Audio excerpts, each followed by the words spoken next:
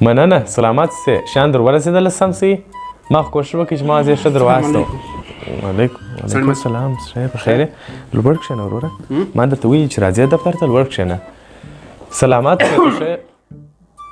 ته وایې کوې یاره وې که نو هغه یې خو تا څال جوړ کړی دی سړی وټوخي ته زه وایم خو ته خو هلته د باندې وکړه نو دا خو بې نزاکتي ده یاره څه شي بې نزاکتي ده ښه ته که پښې دغه نزاکت مې لک وارې درته وایي چې زده که دا خلک چې راځي بره به وایي چې دا کورشا دی دغه یو ادب و شی نور شي یوازې خو دا نزاکت په تعلیم سره نه دی وروره دا ادب و دا نزاکت و دغه شیان باید مراعات کړې اوس یو زه بېادبه یم زه بیخي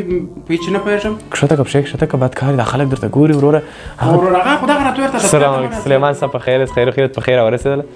دفتر ته راز وروره د کار دپاره راز د پښې پر میز مه ایږده دلته زه په کار اخته یم ته دا چمونه کوې ورور هغه راته ورته همه راځه دلته مرسته سره کښېنه در سترګو مې بد جوړ نو دا بیا څه معنا چې ته ما ته بې نزاکته یې پښې دغه هلته وکړه ته وروره د جې دپاره راځې ولا حول ولا قوته ته دا څه چمونه کوې ته دا به وایي ته د ما د کار دپاره غوښتی که دغه چمو دپاره نزاکت په تعلیم سره کېږي که یا په د اصولي ادبو سره چې باید یو څوک د یو چا څه زده کړي ستړی شوم نو ما نو بره پښې دلته ایږدی چې ستړی سوې کوشا دا کار دې څه په وکړي درس پاللی کار مې خلاص کړي ورته نو زه په دغه رقم ناست یم کار مې خلاص کړي نو پښې کښته که ته ولې داسې یې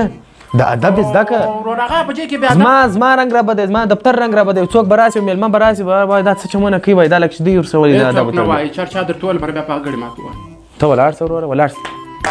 شه بیا رانه ونیسه ووځه ځان ته ودوم مه ته ولاړ شه ووځه ورور هغه ورته ورته مه راځه دا مه راځه بلا ولاړ شه وروره ځه ولاړ ځم ولاړ شه بلا ورځه ځم نو ولاړ شه نو مه راځه بیا ځه وایم ځم نو خو بیا ولاړ شه بیا چې ونه ځه مه راځه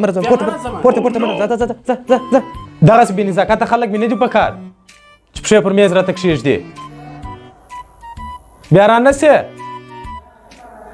کورشا دی